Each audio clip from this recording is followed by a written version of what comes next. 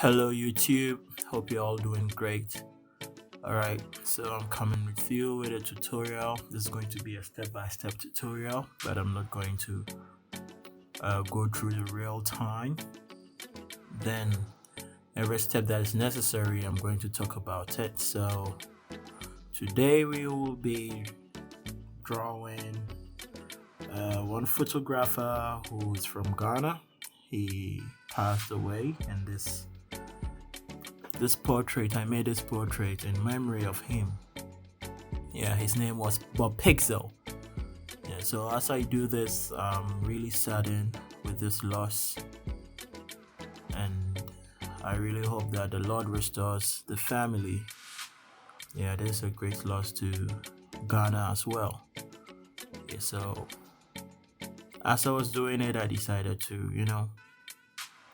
why not take my time and then explain the process of how I do my digital art. Yeah, so first of all, we are using two programs, that is Clip Studio Paint and then Photoshop.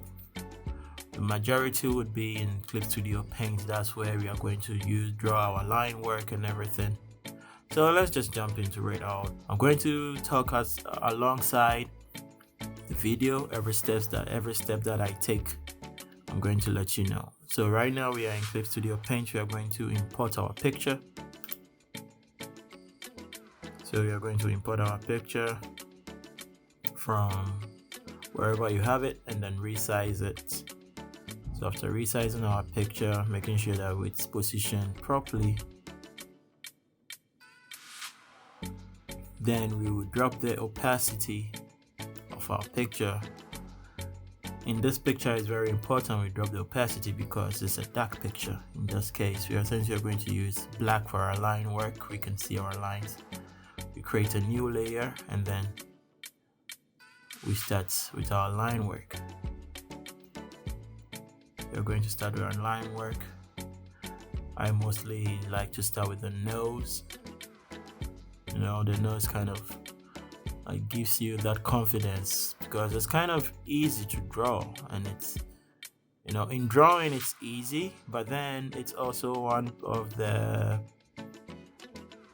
it's also a part of the body that is very important. Like it makes the person. So when you're able to draw a very beautiful nose, it gives you that confidence that you can finish this work, this project. Yeah, so I draw the nose first, and then sometimes the lines are not always good. Yeah, the output you see most of the time, before you get the output, then you'd have done a lot of back and forth undos, erase, back, delete. It goes through a lot of delete processes before you get a final output which you post on the ground. So the next one is going to be the lips.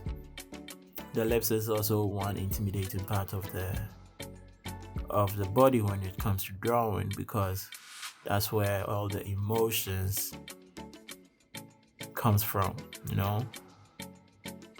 It's a still image, but then you get the emotions from the lip, how the lip is, if it's spouted, if it's wide.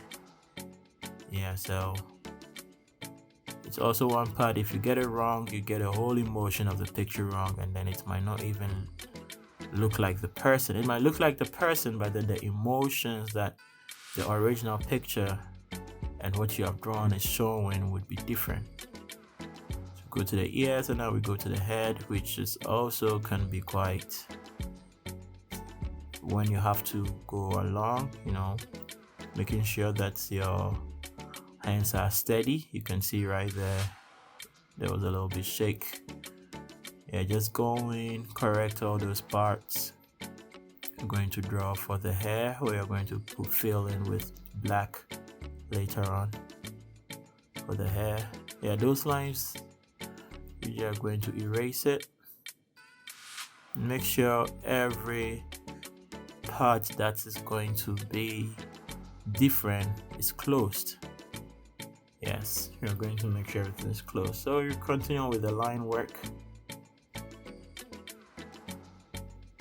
Don't be afraid just to delete if you think if it's not good. Delete, undo, erase. Yeah, that is why they are there. If you don't want something, if it's not going the way you want it, you delete. And sometimes if if you are there and then it's still not working, just move on to another part of the body and then join it from the other side. Yeah, so you're going to erase this part. It wasn't great. That's not what we were looking for. We are going to erase it and then we draw another line.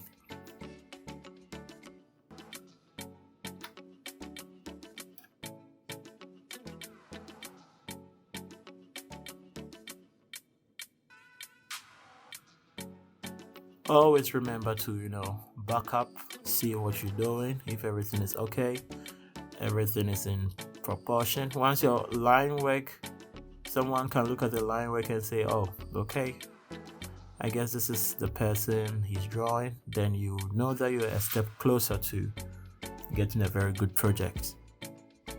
So you sometimes have to back up, take up the original photo, look at your line work and see what you're doing, see where you're going. You don't want to keep on going and then realize that you've done something horrible. In that case, you'd have to come back and it's going to be a long way down. So you're going to continue with the eyes. So this is basically going to be our line work on the line work layer.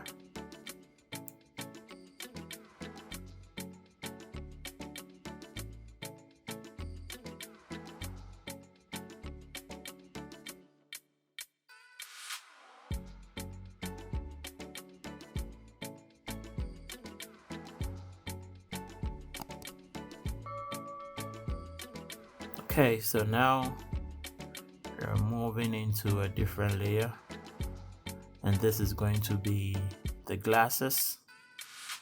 We're going to draw the frame for the glasses, and I'm using the figure tool. The figure tool works just like the curvature tool in Photoshop or Illustrator. Yeah, but there are some differences. While you can undo a click or a point in Photoshop or Illustrator, in Clip Studio Paint, you double click to end a point, and if you undo everything from the beginning. So in Clip Studio Paint, if you want to make a correction in your previous point, you have to end your drawing by double clicking, and then you use the eraser, which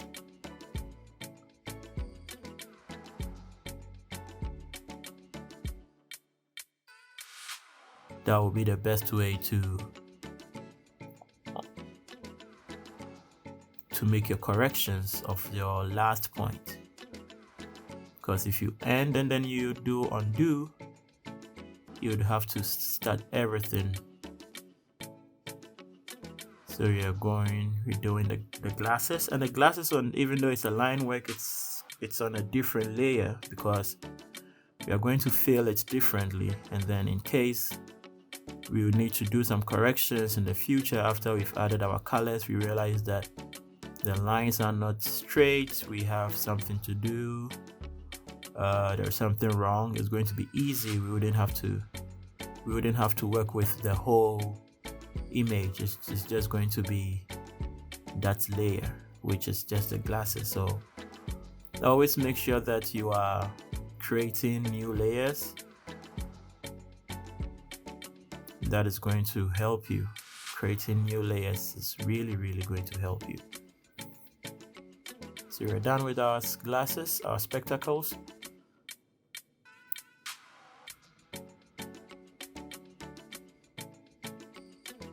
I'm going to name it. Always remember to name your layers. Now we're going to the hair. We've created a layer for the hair. You're going to fill in black.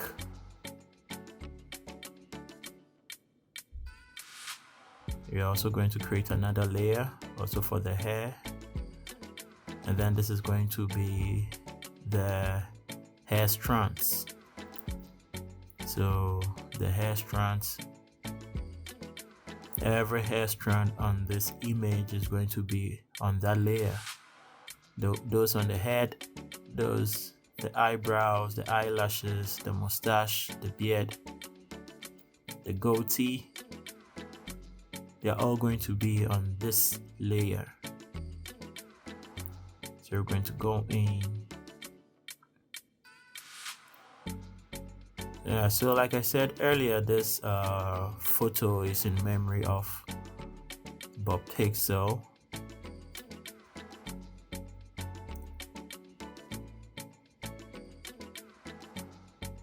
I came across his Instagram page in around 2016. Yeah, I was starting out photography. I had bought my camera then. And then, starting out photography, most pictures you see are the ones on the ones that are in a studio, beautiful models, controlled setup. They have makeup on, they have nice dresses, like everything is controlled. And then you are a beginning photographer, you don't know where to get some of these things. Most of the time people will tell you, just as a photographer, just go out there and then take pictures of anything. But those people who give those advice, you go to their pages or YouTube pages and then they are editing pictures of models. And you ask yourself, how am I supposed to learn? Yeah, a lot of us, we learn visually. Yes. We want to see you do it. We want to see that it's possible. Then we can, oh wow, it builds that confidence that you can also do something. But with Bob Pixel, things were different. I got to his page and then I realized that this man would take pictures of something so common, so unusual, and then make it so beautiful. His images were just... So from then, I sent a few DMs which he replied, telling him how much I loved his work and how much he's an inspiration. So that is how I got to know Bob Pixel. His images were just things that you'd come across and then you wouldn't even think about bringing out your camera to take a picture of it, because it would be like, if I post this picture, who is even going to like it? Or if I post this picture, what am I even going to say? No, but Pixel's pictures were just like, this is it. Yeah. I'll drop his Instagram. You can check out some of his photos and then you know what I'm talking about. He took pictures of things you didn't expect, and then boom, it's beautiful. Even though he had a studio, most of his pictures were from the streets, were from the farm, were from it was just pictures of something so common, and he made it look so good. So to me, he was someone I looked up to a lot in photography. It's coming from Ghana as well. We might have beautiful landscapes and all of that, but probably you'd have to travel, you'd have to go to such places, but Pixel took pictures of whatever was around him and then made it so beautiful. Yeah. So if you want to know what I'm talking about, I'll drop a link to his Instagram, even though he's no more. May his soul rest in peace. And I'm gonna miss him. I'm gonna miss his pictures. And I ask that the Lord strengthens his family. So we're still on the hair strands. I'm going to fast forward. And then we're going to go through the eyebrows. We do the mustache, do the goatee, and then we come back.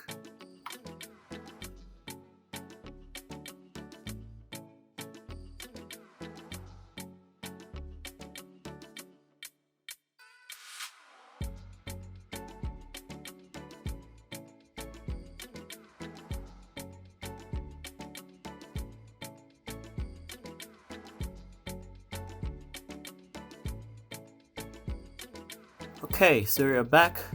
You're done with the hair. Now you're going to create a skin. So we create a new layer, the skin base, take it below the line work.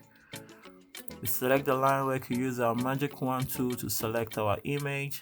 We go back to our skin base and then we fill it with our skin tone.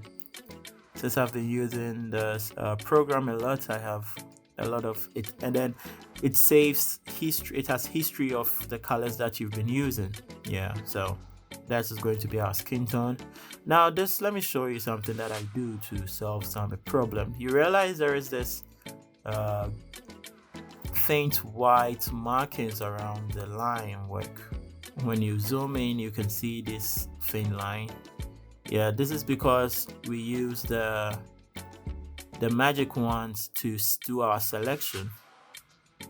Yeah, we use the magic wand to do our selection. So the marching ants also take space. So when you're filling in, the spaces that the marching ants take do not get the paint. So it leaves this faint line. As you can see, it leaves this faint line just by the line work. So what I do is I fill it with black.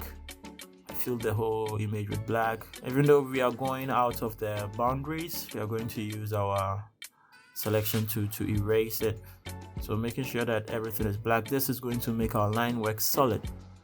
We're not going to have that pixelated border around our line works or our paintings. So this is what I do, fill everything with black like you see here.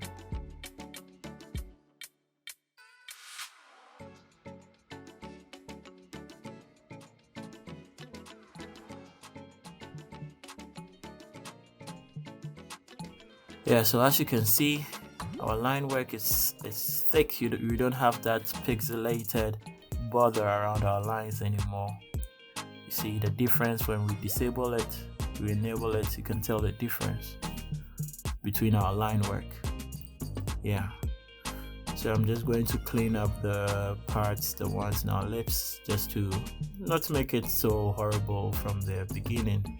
We can have something pleasant to look at while we continue our painting.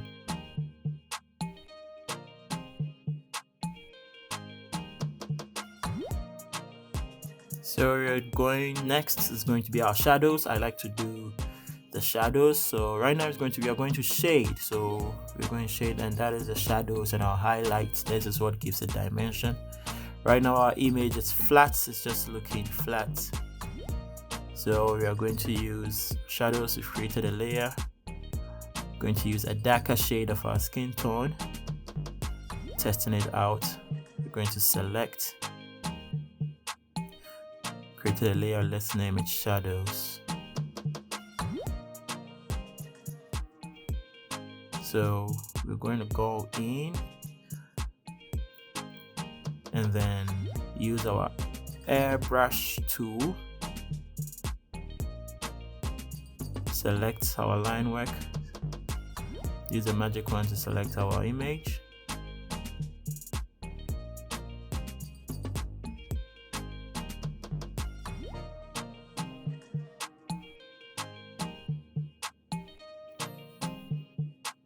Using our airbrush tool, when you're going in, you drop the brush density.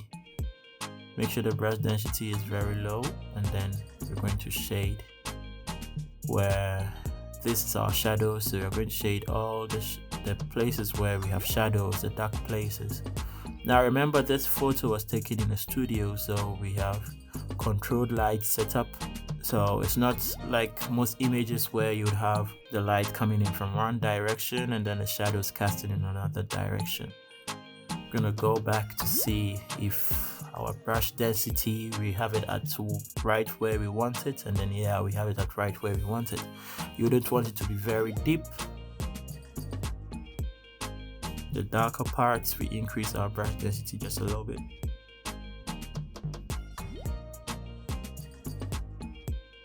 So all these things, I wouldn't tell you to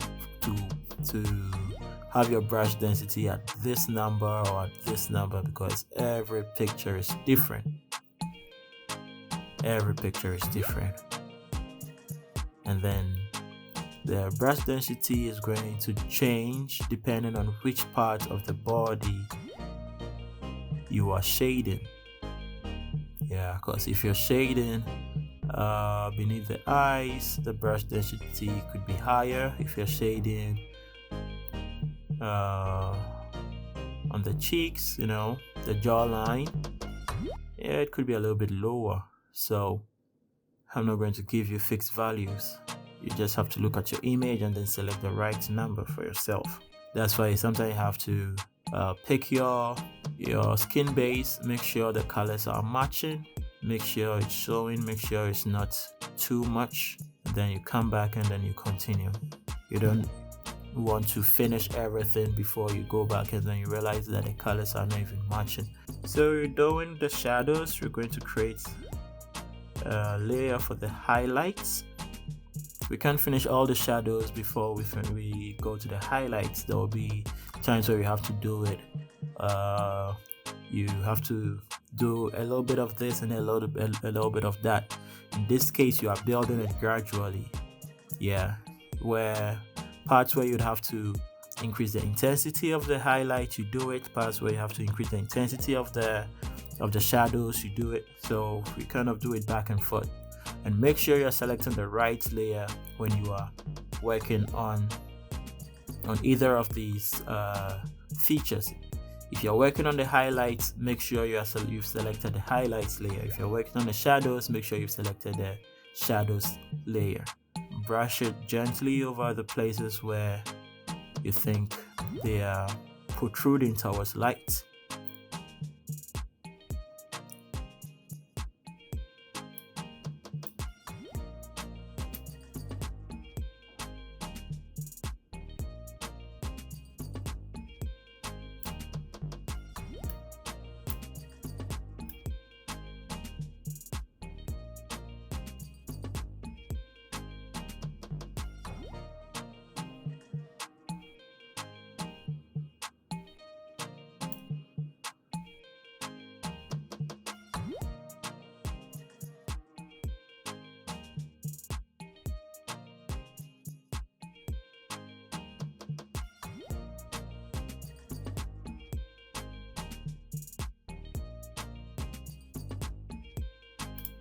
Alright, so this is where we are now. Now we are going to blend our shadows and our highlights. So we've picked the blend tool. So the blend tool works just like the mixer brush. So the blend tool, you're going to blend it. You realize that when you look closely, we have streaks, we have lines. So the blend tool forms a very nice gradients between the layer you're working on and the base layer. So right now we are on our shadows. So we are going to form a uniform, a very gradual change, so that we don't have streaks.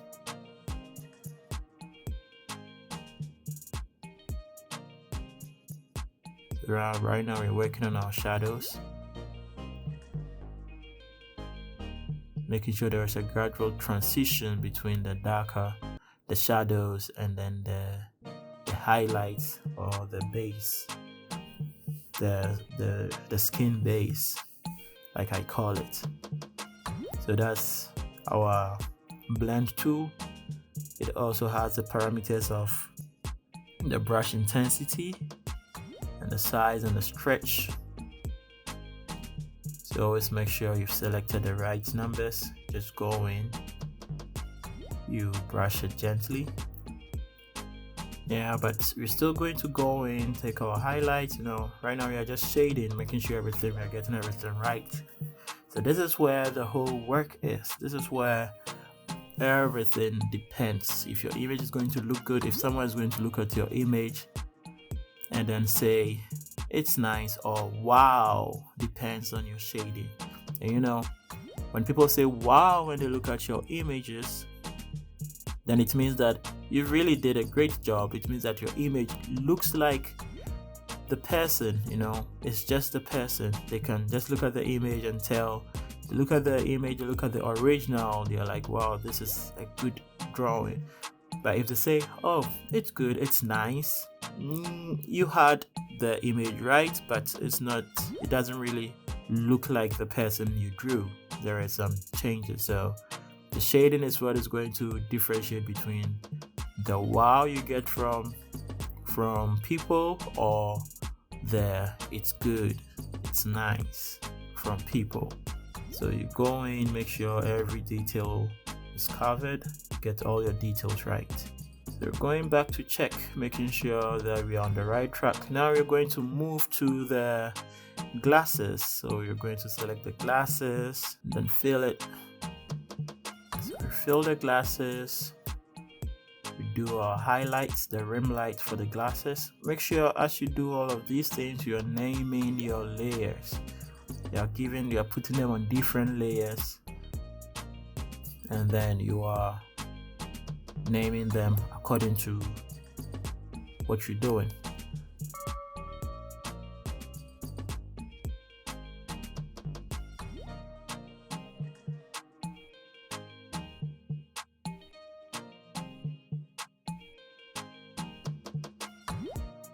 So the reflections on the glass is what is going to make our glass pop, stand out, not to look flat. No, that reflection just gave it the curve, like it's coming towards the light.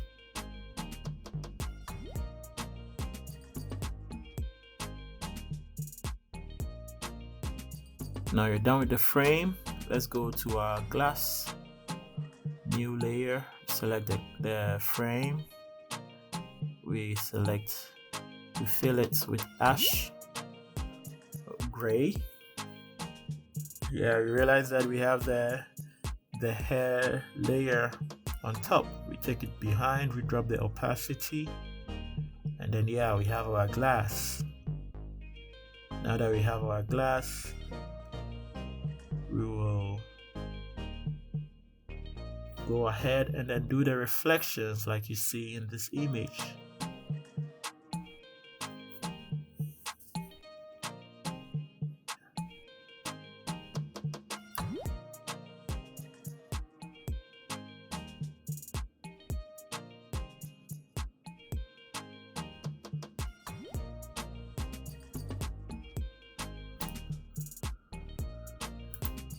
So we have our images done.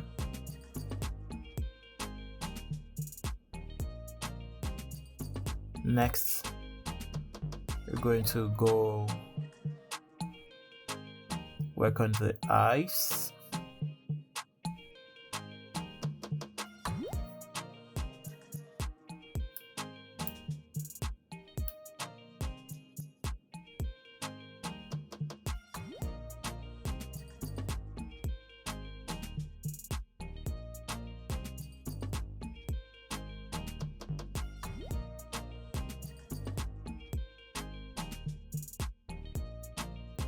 Making sure that each layer of the eye, each part of the eye is on a different layer.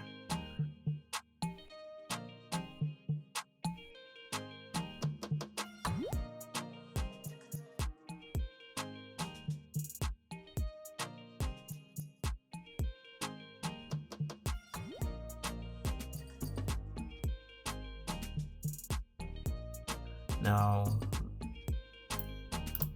and we're working on the lips. Now all these parts is no different from how we started. You select the line work with your magic wand tool, you create a layer, and then you fill it with the right tone, with the right skin tone, with the right color, just like we've been doing right from the skin base till now. So that is basically what we're left to do. And then we're going to make the highlights and shadows of the lips as well, as this is what is going to make our lips come out.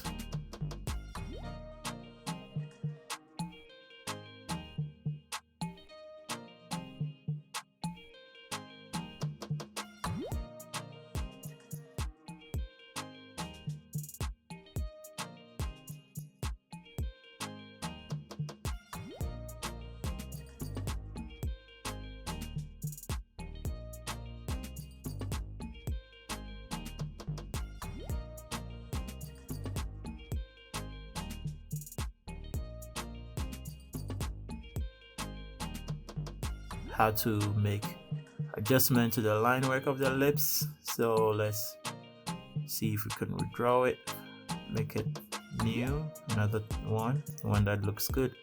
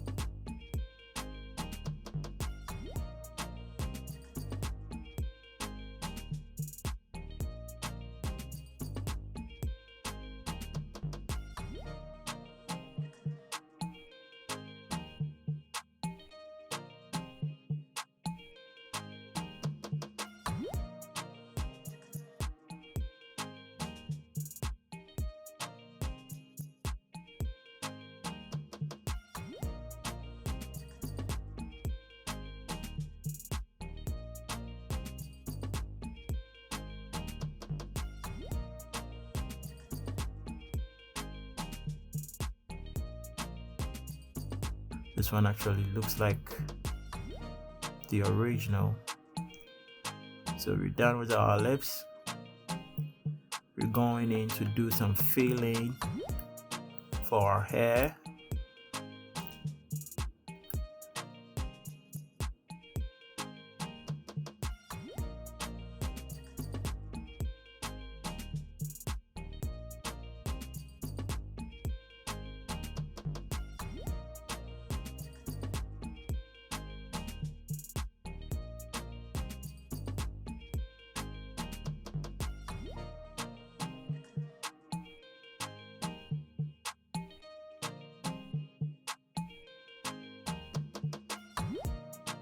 Yeah, so this is where we are right now. Go back to our shadows, our highlights and shadows layer. Making sure places where we're supposed to work with, we did it right.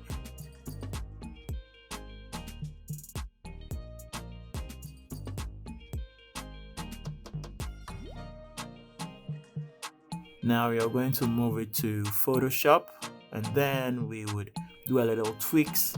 We're going to use the dodge and bend method to brighten our highlights and then darken our shadows the more, which is going to create a more dimensional look for our image. So that is why we bring it to Photoshop.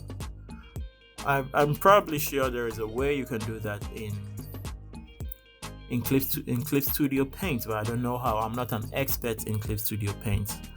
I'm also not an expert in Photoshop. The little that I know in both programs is what I'm combining to get my artwork. If you know there's a way that you can do all of these things in Clip Studio Paint, then please drop it down in the comment section. If you're enjoying this video so far, hit the like button. As you hit the like button, it reaches a lot of people, and then that encourages me to do more videos like this. And if you like to see more videos, hit the subscribe button and also hit the bell so that you'll be notified anytime I drop a video. The dodge and bend layers are created using the curves. You create a curve layer for the burn, which is the shadows or the dark parts. You're going to create a curve layer, and then you change the blending mode to multiply. So after you change the blending mode to multiply, you're going to invert your layer max. You create another curve layer, and then that is going to be for your dodge, and then you're going to change the blending mode to screen, and then you're going to invert the mask. After you've inverted the mask, you make sure that your colors are default, your foreground and your background colors are the default, which is the black and white. And then you select the white, selecting the white, and then painting with the white is going to show your layer, and if you paint with black, it's going to hide your layer.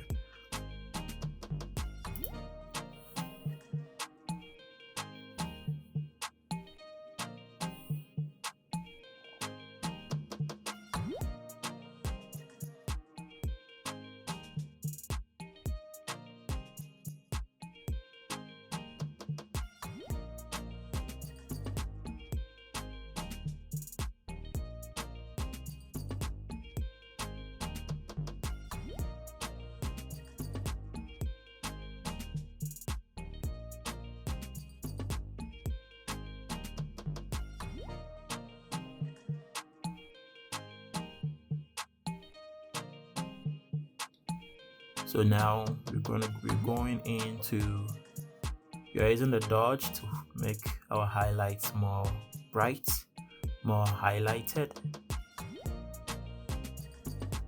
The ones we used were a little bit dull. The point is, if you use a bright color in ClipApp Studio, it wouldn't match your base color, so you're going to have images that are not very nice. So you use colors that have very little value differences, and then you come in with your dodging and bend, and then you make these parts pop. You make these parts nicer with this dodge and bend method. So as you can see, we have our those parts becoming much more brighter and nicer than before. We go to our burn layer, we're going into our burn parts. So basically that is it. So at the end of the day, we sometimes would have to go back and forth through these two programs, Photoshop and then Clip Studio Paint. We go back to Clip Studio Paint to do some corrections to our line work, and then come back to Photoshop to continue on with what we were doing, and then we select a background.